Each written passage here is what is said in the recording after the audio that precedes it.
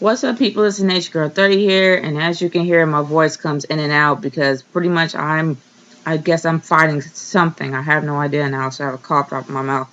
But either or, I haven't done these in a while, but I had to do it this time because Raw was in my hometown of Atlanta tonight, and come on, I'm Atlantean, so I had to pay props for that. I mean, I had to like literally watch the show because it was in my hometown, and let's face it, they haven't done a lot of good things with Atlanta when it came to WWE since the Royal Rumble '02. So, and also Hell in a Cell. I admit they did a good job with Hell in a Cell as well, in my opinion. But let's move on to this Raw review.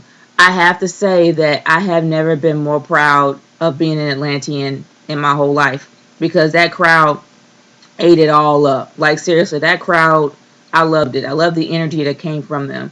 Ryback really did pump them up.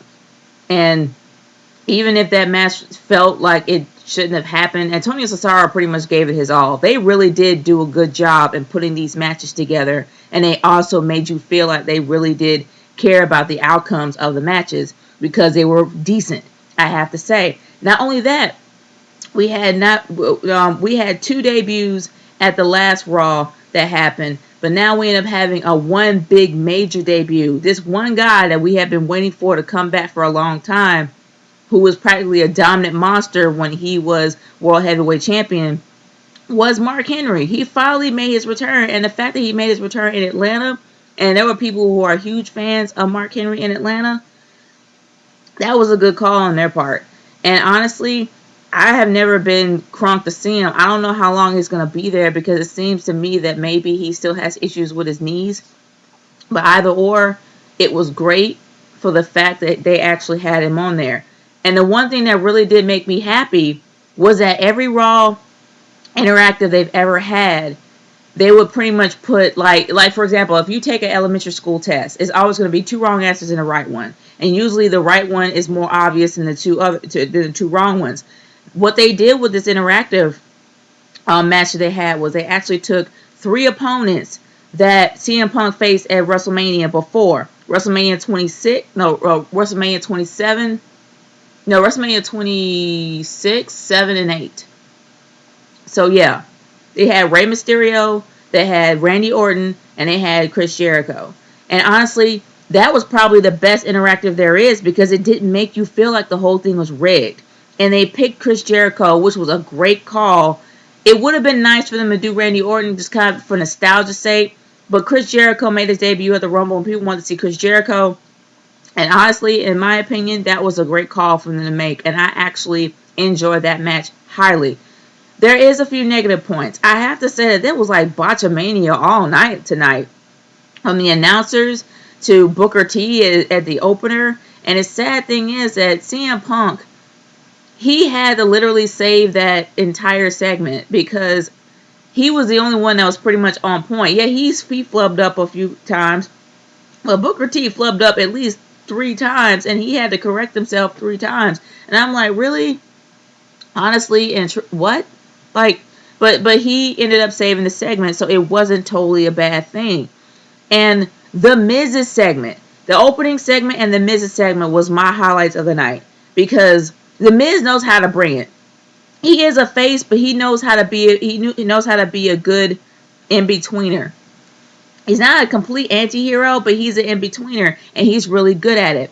And he really was great in bringing out the fierceness and the anger in Paul Heyman, as well as having Vicky Guerrero admit that she made another mistake, which I think is hilarious. But I think that Vicky Guerrero is probably going to be on her way out soon.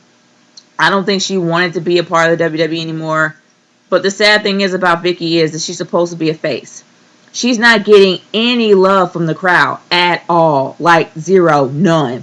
So how can you be a face if the crowd can't even love you? They hate you more as a heel than you would ever be as a face. The only time that they liked her as a face was when Eddie Guerrero was alive and she actually was a part of that storyline. I think it was a feud between Eddie and Ray. And I think that she had a lot of people behind her because not a lot of people knew about her. She was just somebody that came out, a member of his family. But honestly, she can't get FaceTime to save her life. Like, they're not going to cheer her as a face. They're going to boo her as a heel. Sorry, I have a cough drop in my mouth. She's going to always have heel heat, and that's the sad part. She can't be a face because nobody's going to take her seriously. But I have to say that the entire Miz segment was great. The Miz really does know how to bring it all, bring the pain. Well, not really bring. I mean, he really does know how to bring out the anger, the aggression, the emotion in every single person he talks to, which is what I love about the Miz. But I have to say that it was also great to see Brock Lesnar in my hometown as well, because Brock does not need to talk. He just needs to bring the pain. And what he did speaks volumes. Volumes. So I'm happy that Brock Lesnar came, that my hometown had a chance to see Chris Jericho, that my hometown had a chance to see Mark Henry. I think that they finally did, they actually did do Atlanta right, especially when they had Alberto Del Rio and the Big Show have a classic out of arena brawl. That's something I always love to see. That's something I miss since the Attitude Era. They don't do out of arena stuff anymore. And in fact, they had him in a hotel and Alberto Del Rio came over there and beat him up. That was classic. I love that. That was classic. I absolutely love that. So I have to say that I haven't been so proud of being an Atlantean in such a long time. And also the fact that the people of Atlanta, they were really hyped up. And how the ending was when the Shield was in the ring and John Cena, Sheamus, and Ryback started coming out the crowd, and then the people from backstage came out and blocked the entrance. I have to say I liked the way it ended. I really honestly did. I just think that it was sad how they kept botching up their lines and their moves. And it was also nice to see Jack Swagger too. And Jack Swagger has a whole new appeal now, so I'm hoping I see more of him.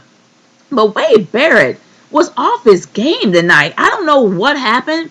Maybe he has a lot on his mind. But Wade Barrett was really off of his game. And he is a great wrestler. He's a great brawler. But he couldn't even put Randy Orton over the top rope.